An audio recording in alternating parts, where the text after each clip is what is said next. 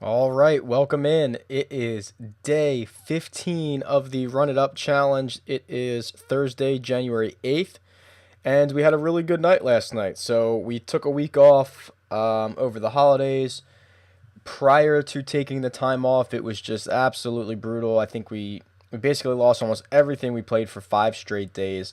Really hurt us, and it was nice to have our first night back last night and win everything or cash and cash in the GPP. So here it is. You're looking at every for this challenge. It's everything but the 60K layup. So it's these heads up matches which we won all five of them, and this is a $1 GPP, the 5K and one. So we won $3 there. So a total of $6 profit gets our bankroll back up to $71. So I mean, you can see how quickly.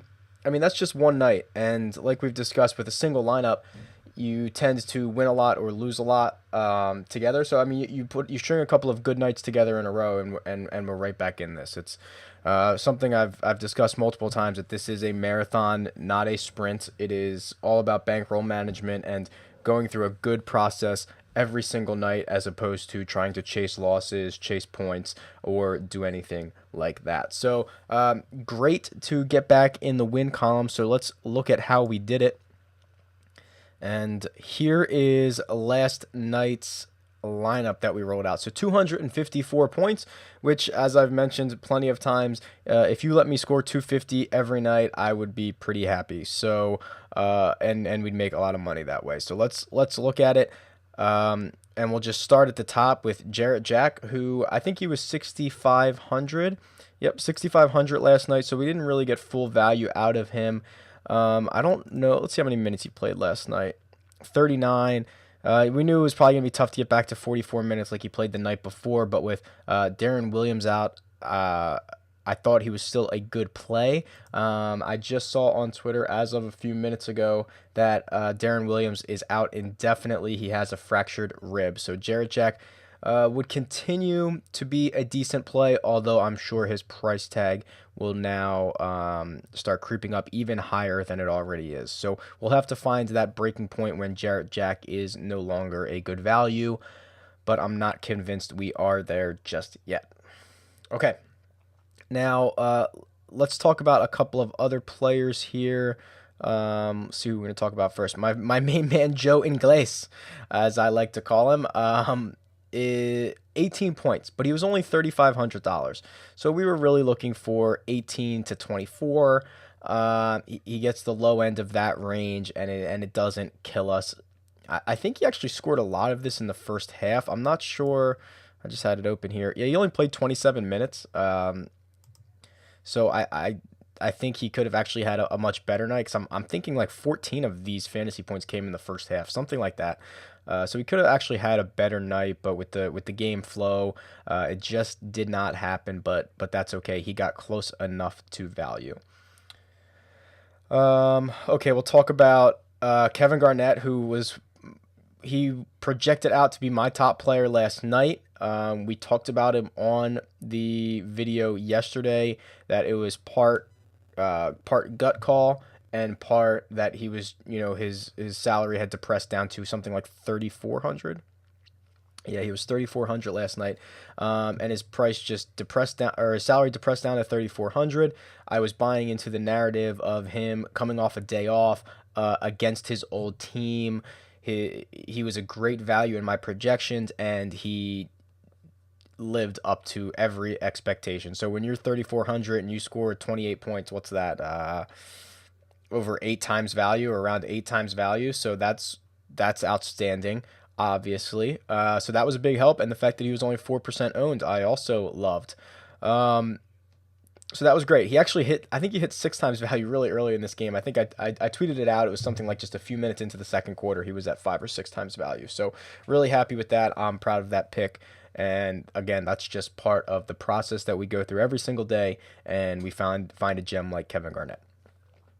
And then we have DeMarcus Cousins, who is not surprisingly, because he has a high salary, but I was a little surprised to see his ownership so low, only 2.4%. And I guess with there being 13 games yesterday and there was a lot of big name players, he kind of fell by the wayside and was our lowest owned player of the day, which surprised me when this contest started. So DeMarcus Cousins, who I mentioned yesterday that I just absolutely loved, thought it was a really good matchup, and he lived up to it. Let's see.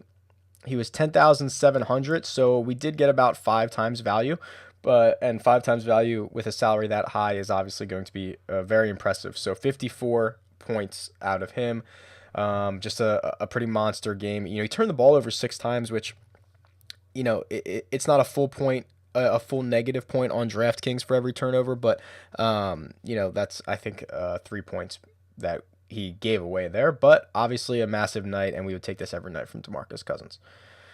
Okay, so what we have left are 2 pairs of teammates, and one pair went really, really right, and one pair went really, really wrong.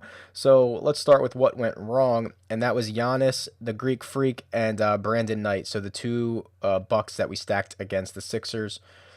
Brandon Knight played close to his usual minutes. Yeah, 32 minutes. So he was there. He just really didn't really have to do much in this game. I like Brandon Knight because he can heat it up very quickly and he can get going. And I've rostered him a bunch of times where he scored like 10 fantasy points in the first half and then 30 in the second or something like that. He was just he's a guy that can get it going very, very quickly. And he just didn't need to do it last night. Didn't need to take over. Still put up 18 points, but turned the ball over a lot, and just had an average night. And it didn't kill us because we were looking for 35 or so points minimum, probably a little more than that. So it hurt, but wasn't terrible. He put up 28. The annoying part was the way Jason Kidd used Giannis last night, which he only played 15 minutes. And it's about half the time that he has played in any game recently. It's disappointing because when he came out, we didn't know if it was an injury or what. And then someone tweeted pretty quickly that it was a coach's decision. And we know that Jason Kidd, and this is why, there's so many Bucks that I do like to play. I think there's a lot of great value on Milwaukee, but it is scary because this can happen to you. Jason Kidd is liable to kind of mess with the rotation and do things that are very uncharacteristic. So you run into this every once in a while, and this is a little bit risky. And so while I liked him going into the night, he just didn't get enough minutes. You can see he's still a 1 fantasy point per minute player. He had 15 points in 15 minutes. If he plays his normal 30 or 34, we would have been very happy with his performance, but it just did not happen. So that was a little disappointing. So the pair of Bucks did not go great. On the other hand, the 2 Timberwolves that we stacked up, which were Wiggins and Mo Williams, were great. So that was helpful. This was the highest total of the night, and it actually surpassed it, I believe. I think it was 215. So the game finished with 224. So we knew that there was an opportunity for both of these players to surpass their usual output because the line was so high and the pace was going to be so quick in this game.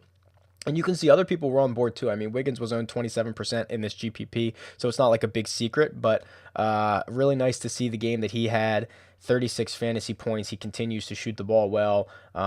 He made 1 3. He's a threat, and he's a guy who can just fill it up. So he was great. And then Mo Williams was kind of one of the steals of the night, and I really liked him. And he was 5,000. Yeah, 5,000 last night. So he goes and puts up 10 times value. Thank you very much, Mr. Mo Williams. What a great night. He goes for 23. He drops four 3-pointers along the way. He has a double-double. Just a massive night from Mo Williams, and we kind of predicted that. So we thought that there was a chance that they could go above their average output, and yet again they did. So overall, pretty happy with this lineup. A couple of disappointments, but a couple of really great plays. So I was pleased. Now, I did discuss yesterday because Andrew Wiggins and Shabazz Muhammad were equally priced, and I mentioned that you could, feel pretty comfortable starting them both. They're both in great matchups. Flip a coin between the two. So Wiggins scored 36.5 fantasy points. I am going to look up over here on my other screen what Shabazz Muhammad did. He went for 27. Okay, so Wiggins 36.5, Shabazz 27.25. So clearly we guessed right. I said flip a coin. I said I slightly preferred Wiggins, so we went with Wiggins, and we picked that one right. So not bad. There was actually a lot of high scores from Timberwolves last night. Okay, so that was pretty good. I'll give you. It's a very small slate tonight, so there's really not much to talk about. To be quite honest with you, I think this will be a relatively short video when we get to that section, because there isn't much to do. But I'll show you the winning lineup from this GPP. They had Mo Williams. We talked about Victor Oladipo yesterday that I liked him. Trevor Ariza kind of flew under the radar for me and a lot of people, as you can see, 4.3%. Greg Monroe with an absolutely massive night, 60 fantasy points. If you had him, you would have finished very well last night. Plumlee had a big day. Jarrett Jack, Dirk, and Serge Ibaka. So these are mostly guys that we all talked about for 318 points. So good lineup by Eagles Blitz 23. Well done. Going into tonight, there are only 3 games. and they're not great games, to be quite honest with you. We will probably not run out the full 10% bankroll on these small slates. It's just, I think it's kind of a crapshoot, so I don't really love it. But we probably will do like a $1 or $2 GPP and see if we can't just nail the perfect lineup. Maybe we'll do something a little contrarian.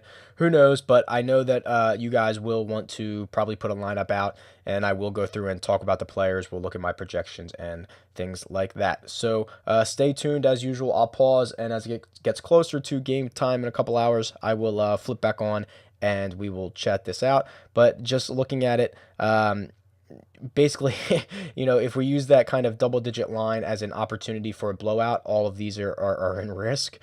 Toronto's a 12.5-point favorite, Houston's a 12-point favorite, and the Trailblazers are an 8-point favorite. And none of the lines are over 200, so this might be a night where if you score 250 or 260 points, you might damn well win the GPP. So who knows? I will be back in just a bit, and we'll actually go through these players and see if we can't conjure up some type of lineup for this evening. So, all right, guys, talk to you soon.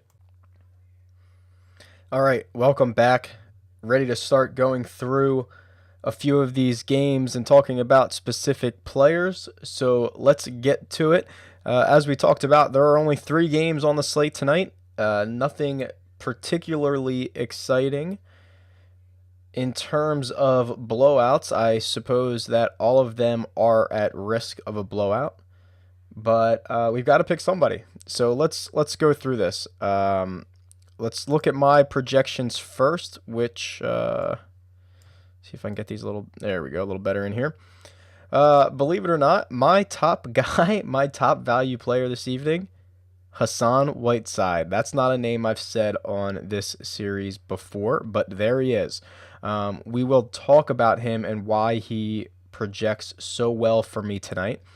Bismack is number 2. I do have concerns about him, which we will talk about. If you scroll down just a little bit, I mean, you can see we only have I only have 3 guys projected tonight to hit over 5.6 times value. So on nights with bigger slates, we might see 10 or 12 guys in that green zone.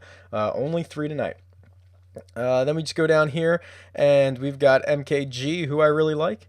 And there's a couple of decent players here. One I want to point out is Cleanthony Early, who is the minimum price, and I have him going for 15 points tonight, which would be 5 times value. So that could provide some salary relief for us. And then we get down into some higher salary players. James Harden I have going for 49 this evening. Where I saw him here was Chris Bosh 41. And then we start getting into the red zone, which is the guys that I don't particularly like. But honestly, on a short slate, there's really not much we can do to avoid these guys, to be quite honest with you. I mean, they are usually the guys that are going to score the most. I mean, you see Aldridge is in here, Lillard's in here, Lowry's in here, Dwight Howard's in here. These are pretty big name players. We're going to have to choose some of them and just roll with them and see what we can do, because there's only 6 teams playing. So let's get to it. This will probably be pretty quick. So headed back over to the lobby. Hassan Whiteside is my highest projected player as far as value goes for this evening, and it's because he's only $3,800 and he's been playing really, really well lately. So just in the last, let's see, 4 games, he's played 18 minutes, 20, 20, and 27, and would have surpassed value pretty easily in each one. So we're looking for about 20 to 24 DraftKings points out of him this evening. And he's kind of a rebound machine. So he's a guy that even in limited time is going to pull you down a half dozen or so rebounds, and then any points that he adds on is just gravy. What I really do like about him is that even with Chris Bosh, so specifically in this last game, Chris Bosh played 39 minutes. And even with that, Whiteside saw 27 minutes and was extremely productive. So I think that they can coexist together, and both of them can have pretty decent nights. And Whiteside is obviously like, $5,000 cheaper than Chris Bosh. And I think there's a super, super good value there. So Whiteside will be the first guy that we plug in tonight into the center position. I don't know how highly owned he's going to be. To be honest with you, I have not seen him touted anywhere. I have not seen on any forum or any website that Hassan Whiteside is a play for tonight. But we will plug him in. If he's a little contrarian, that's great because it's a three-game slate. So we will roll him out. I mentioned I wanted to talk about it's Clee Anthony early, who, let's face it, we don't need a lot from him, and he's not going to give you a lot. Now, this is a guy that I've seen out there as kind of like a little sneaky play for tonight, because if Houston blows out the Knicks, he's going to get even more minutes, so that makes sense. I think he's a little too risky for the salary relief. I think we can kind of get around it a little better. I don't think there's really any reason to play Clee Anthony tonight. He could have a good night, but he doesn't really get me too excited. Okay, let's keep on rolling. Let's start at the guard position like we always do. I like Kyle Lowry. Obviously, I think he's going to have a pretty good night against Charlotte. I do have concerns over the potential blowout, and he's the most expensive point guard on the board. My top point guard is probably Damian Lillard. Should be the closest game of the night. It's an awesome matchup against the Heat, who do not guard the point guard position very well. I would expect Lillard to have a pretty big night. And you can see he's been really great lately. So we're looking for about 50 points from him, which, obviously he has a high upside. He's going to be probably one of the highest scoring players of the evening. So Lillard is interesting. A guy that I also believe is interesting if you want to save at the point guard position, because you see, we go from Lillard at 9,800 to Beverly at 5,100. So that means that there's basically the top class of point guards, which are these top 3, and then everybody else. So Beverly is actually a pretty decent play tonight, a pretty interesting play. I believe, I don't have the number in front of me. I can probably get it here. I believe that the Knicks turn the ball over more than anybody. Let me see if I can find this. Turnovers per game. They're towards the bottom. Okay, the Knicks are towards the bottom in turnovers. Even worse. Okay, so they turn the ball over in 15.8% of their possessions. It's the bottom 5 in the NBA. It's pretty bad.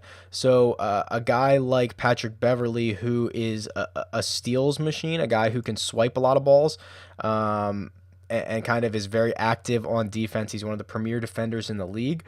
This could be a night where he piles up a couple of steals for you, which just adds to his floor. So I don't by any means think he's an amazing play this evening, but I do really like him. I think this could be a multiple steal night for him.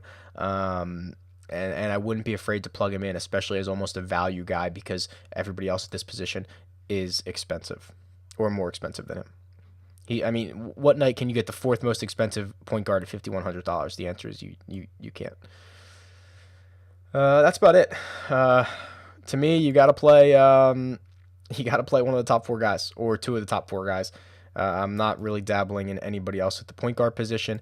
Just for the sake of the video, we will plug in Beverly, but we still like Lillard.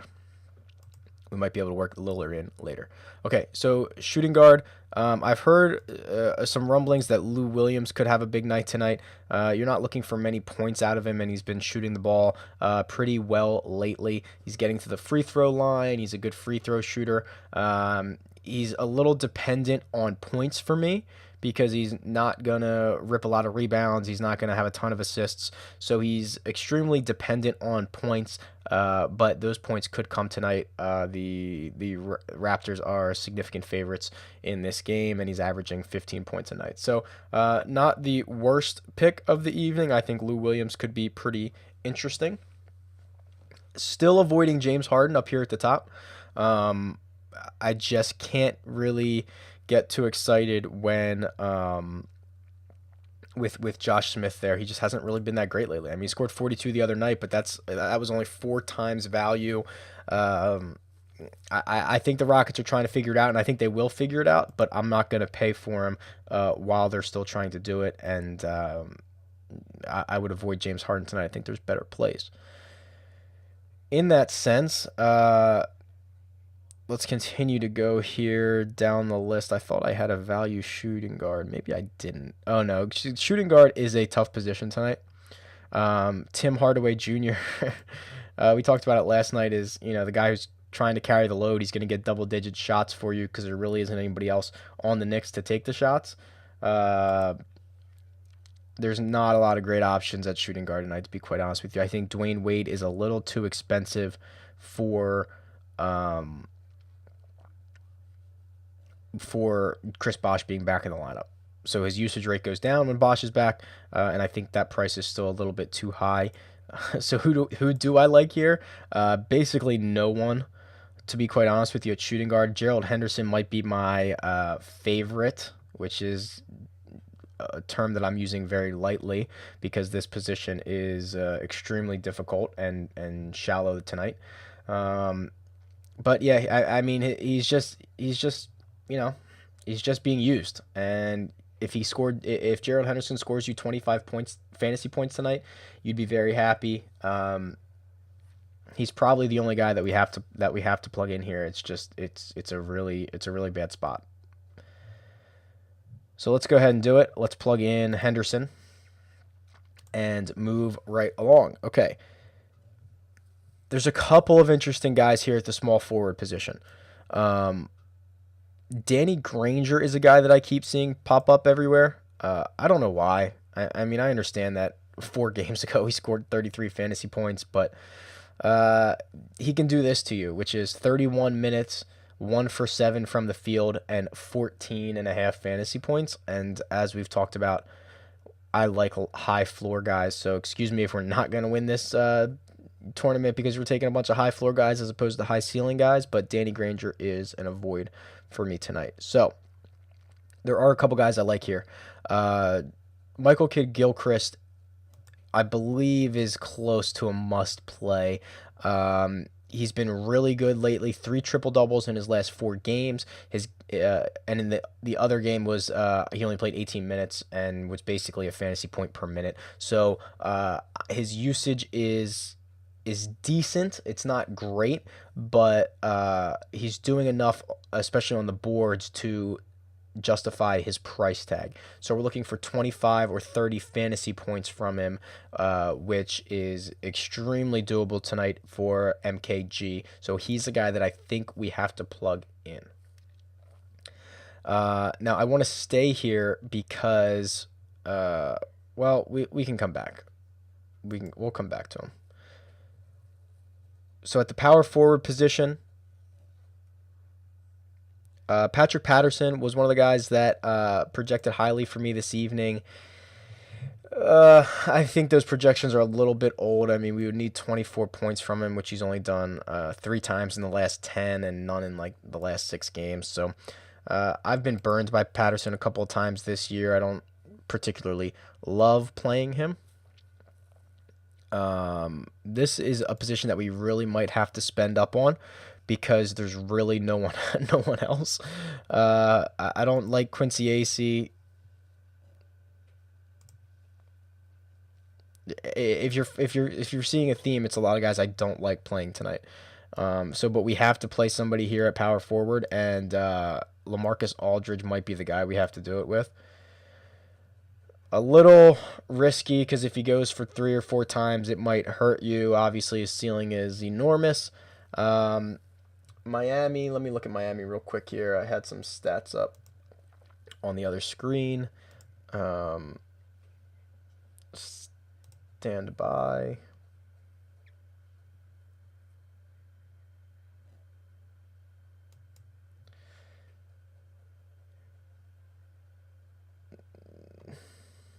Yeah, I didn't think it was great. Okay. I thought Miami might be a team that gives up a lot of points in the paint. They're not. They're actually one of the lowest in the league at points in the paint. Now Aldridge can kind of step back and hit some jumpers. He has a nice shot. I think that the thing with Aldridge is he's used too much to pass up, and there's nobody else at this position. I mean, I don't know who else I would even feel comfortable rostering here other than Aldridge. And if you look at it, the guy takes a ton of shots. 20, 25, 19, 28. What was the game before that? 20, 27. I mean, there are opportunities there, and there's nobody else that I could possibly play here other than Patrick Patterson, who I think is a little risky. So we'll plug in Aldridge. So we've got a solid foundation here. I want to go back to the small forward position because there is a guy that I like here for this evening, and it's Trevor Ariza. And it's a matchup here. It's a matchup play. So Ariza is one of the tops in the leagues at number of 3-point attempts. The guy shoots threes a ton. He shot 10 last game, so he's not afraid to jack it. I mean, you can see 9, 8, 6, 10, 6, 9. I mean, the guy shoots a lot of three balls. And the Knicks give up, I believe, bottom 2 or bottom 3 as far as the percentage of points that opponents score from beyond the arc. So it's a good matchup. So the way that teams are beating the Knicks are shooting threes, and to continue to do that, Ariza is kind of the guy on the Rockets who shoots the threes. So if he gets hot, his ceiling is extremely high. We're looking for 25, 30 plus points from him. I'd be pretty happy with 25 or 26 fantasy points from him, which he's more than capable of doing.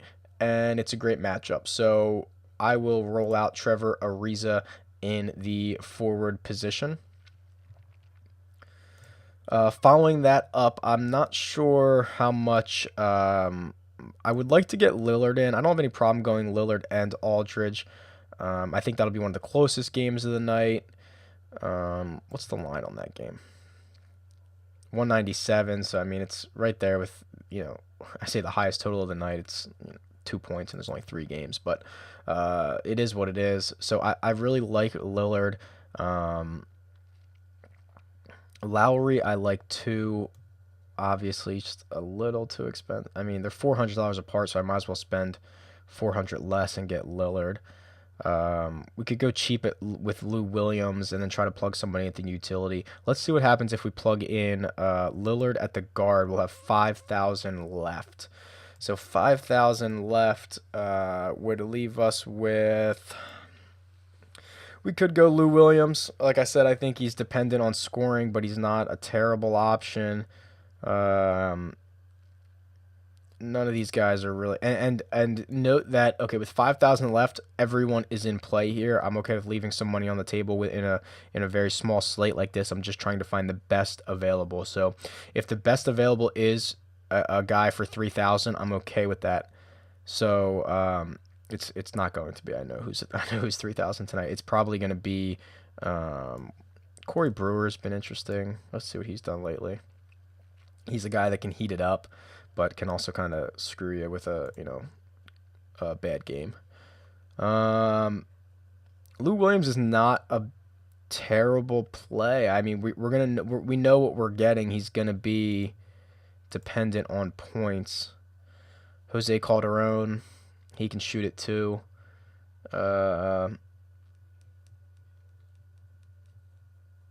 You need 25 or 30 points. Who's more likely to score you 25 points? Is it Lou Williams or is it Jose Calderon? It's probably Calderon, but Williams has the higher ceiling. So take your pick. Either guy would probably be pretty decent. For the sake of this video, we'll plug in Lou Williams, but that might change. That might be Jose Calderon as far as the final lineup goes. So here it is. This is a 3-game slate lineup. To be quite honest with you, this might not change tonight. So a lot of nights I'll do this, and then around game time, I'll actually tweet out the lineup, or it might change between them. But tonight, this feels like this is going to be very close. I might mess around with the utility spot, but there's just not a lot of good options. You saw that I basically hate everything on the board. So not a lot of great plays here. And yeah, that's about it. So stay tuned. It's at RickRunGood on Twitter. I will post the final lineup. I'll post any news or anything else that I see, but will be a pretty light night. I'll go with probably just one GPP. We won't do the whole 10% because I hate the slate and it's only 3 games. So see if we can get lucky and bang off a tournament win or something like that. But yeah, there it is. So I will talk to you guys soon, and good luck tonight.